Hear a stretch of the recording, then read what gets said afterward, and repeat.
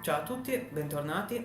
Oggi vi parleremo, come accennato nel precedente video, di 13 Days of Life, un'avventura grafica che vi mostrerà 13 giorni del protagonista Mark. 13 Days of Life, uscito il 13 gennaio 2017, costa 59 centesimi, pesa 62,11 MB ed è realizzato col motore grafico Unreal Engine e ha una valutazione di 3,7 stelle. Teniamo a specificare che non conoscevamo, tantomeno abbiamo sentito parlare in precedenza, questo gioco, e quindi ogni suo aspetto è stata una, piacevole o meno, sorpresa. La prima cosa che salta all'occhio è il suo aspetto grafico monocromatico, in scala di grigi, cosa che abbiamo apprezzato in quanto di impatto e visivamente coerente ai temi trattati.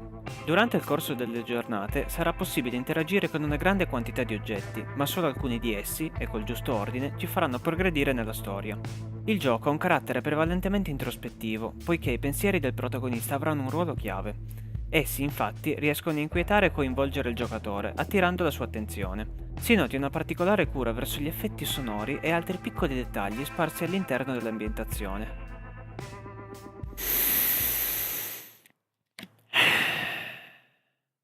Tuttavia, Le tante interazioni possibili saranno anche un punto debole, dato che non salterà subito all'occhio, in quanto non è disponibile un tutorial, che le azioni da compiere per progredire saranno evidenziate con una striscia viola.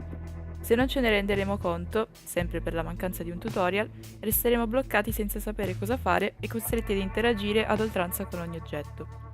Questa dispersività potrà essere notata già nella videata iniziale, dove tutte le opzioni disponibili non saranno raggruppate per genere ma poste nella stessa schermata. Una di queste è la scelta della lingua. Nonostante 20 siano ufficialmente sopportate, tra cui l'italiano, molte di esse sono palesemente un copia e incolla di una traduzione online. Se nei primi 4-5 giorni, almeno nella nostra lingua, sembrerà essere stato tradotto con un minimo di cura, noteremo poi un brusco peggioramento della qualità, come se all'improvviso avessero perso la voglia. di vivere. Parlando di giocabilità, rischi di diventare né carne né pesce, poiché non avremo né ciò che caratterizza le classiche avventure grafiche, come puzzle, enigmi o un inventario, né delle scelte da compiere o un'esperienza personalizzata. Nonostante avessimo già parlato delle tematiche trattate come un punto di forza, purtroppo ci verrà presentata una serie di eventi negativi, che porterà alla perdita di credibilità delle tematiche stesse, in quanto sembrerà che allo sfortunato protagonista capiteranno tutte le disgrazie di questo mondo, cadendo quasi nel ridicolo. Quanto esposto finora era solo una visione generale e imparziale di questa applicazione. Se avete intenzione di giocarci e seguire la trama, vi informiamo che l'analisi che sta per seguire contiene spoiler e una visione parecchio soggettiva. Se volete quindi saltarla, troverete in descrizione il momento esatto in cui inizia la parte successiva, cioè le conclusioni. Per capire meglio di cosa stiamo parlando, vi offriremo un breve riassunto della trama. Mark è un ragazzo che vive in un appartamento da solo a Sullen Town, frequentando il college. Ci viene subito presentato con incapacità a relazionarsi, visibile depressione e una profonda tristezza, una tale tristezza che lo porterà a un tentato suicidio più avanti nella storia. Ha inoltre incubi ricorrenti che saranno l'unica parte action del gameplay. C'è da aprire una parentesi a riguardo perché pensiamo sia una delle parti più frustranti di questo gioco. Le meccaniche per il controllo del personaggio sono molto legnose e scomode e scappare da un mostro con degli ostacoli che ci verranno presentati lungo la strada diventerà un vero inferno. Non sarà tuttavia un alto grado di difficoltà e sfida, ma una vera e propria incapacità tecnica di completare questi livelli. L'unico modo per completarli sarà quindi quello di spammare il tasto Act, ma facendo così non potremo leggere i dialoghi su schermo, dovendo rinunciare a un pezzo di trama. Tra l'altro, questo mostro l'abbiamo simpaticamente definito educato, poiché ci aspetterà quando verremo rallentati dagli ostacoli, adattandosi alla nostra velocità. Ok, grazie. La sua vita è piuttosto monotona e ripetitiva, tanto che ogni mattina ci ritroveremo a dover scegliere tra pasti veramente poco adatti alla situazione. Ma alla fine è solo un punto a favore del gioco, poiché rispecchia perfettamente la situazione dell'universitario fuori sede. Prendere chiavi e borsa e uscire per completare la giornata, che a volte sarà più breve del previsto, tipo 2 ore. Possiamo notare, a tal proposito, alcuni piccoli dettagli tecnici fisicamente e umanamente impossibili, ad esempio il fatto che dopo la colazione del giorno 9 non mangerà per altri 2 giorni, o più semplicemente che entrerà in doccia vestito. In questa città avvengono numerosi omicidi, suicidi o semplicemente morti, Ad esempio, sentiremo del suicidio di una ragazza di nome Victoria e assisteremo alla morte di Sofia, esattamente 10 minuti dopo aver fatto la sua conoscenza e aver pensato che per una volta le cose potessero funzionare. Come se le sue disgrazie non bastassero, gli viene diagnosticata la leucemia.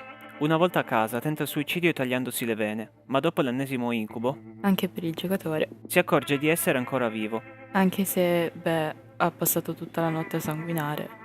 Decide quindi di trasferirsi e ricominciare, tuttavia collassa appena salito sul bus, trovando finalmente la morte.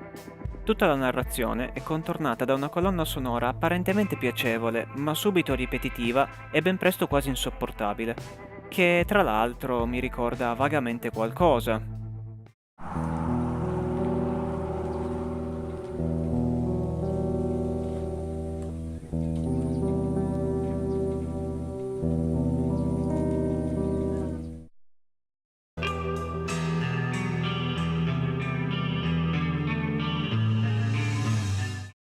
Arriviamo quindi al finale. No. Come no? Mi rifiuto.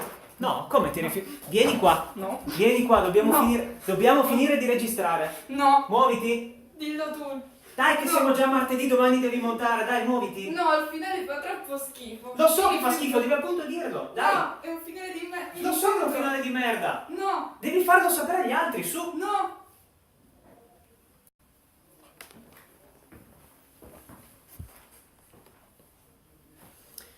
Cosa dire riguardo al finale? Dopo essere collassato sul pullman, si ritrova in una specie di paradiso che, a detta sua, è creato dalla mente di Sofia.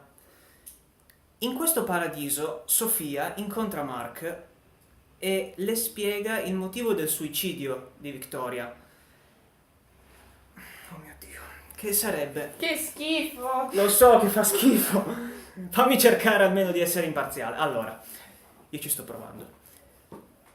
In sostanza, Victoria si era suicidata perché amava Sofia, solo che l'amore di Sofia per Victoria era sì corrisposto, ma per metà, perché lei, Sofia, voleva una famiglia e non poteva stare con Victoria nonostante ci stesse bene insieme. E allora che cosa fa se ne va da Mark dopo 2 giorni che si suicida? Fammi finire.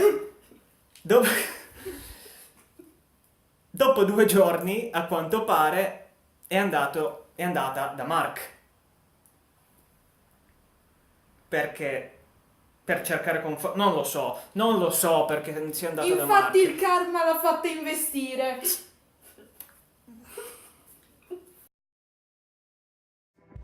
In conclusione, quindi, cercando di non scrivere di nuovo, il voto finale che diamo è di 2,5 stelle su 5. Perché, come avete visto, oltre al finale Il finale. ci sono almeno 3 punti a sfavore per un punto a favore. Vorremmo ora porgere un ramo d'ulivo, tuttavia, poiché sappiamo che è difficile creare videogiochi, sappiamo che è difficile programmarli, e queste critiche che abbiamo fatto non vogliono essere distruttive ma costruttive. Speriamo che chi vuole creare videogiochi o ha intenzione di farlo possa trarne un beneficio, magari guardando quello che c'è di sbagliato in questo gioco e cercando di evitarlo, o perché no, al creatore di questo videogioco auguriamo di guardare questi errori e di correggerli per un gioco futuro o per ricreare da capo questo. Sì, non sarebbe male rigiocare questo gioco con tutti gli errori corretti. Devo dire tutto, all'inizio gli avevo dato una possibilità a sto gioco. Abbiamo sperato fino a vedere il finale, però... Il finale! Detto questo, speriamo di aver fatto comunque una recensione esaustiva, e se vi invoglia compilare il gioco vuol dire che non l'abbiamo fatta bene, e quindi ci vediamo il prossimo mercoledì con un'altra app.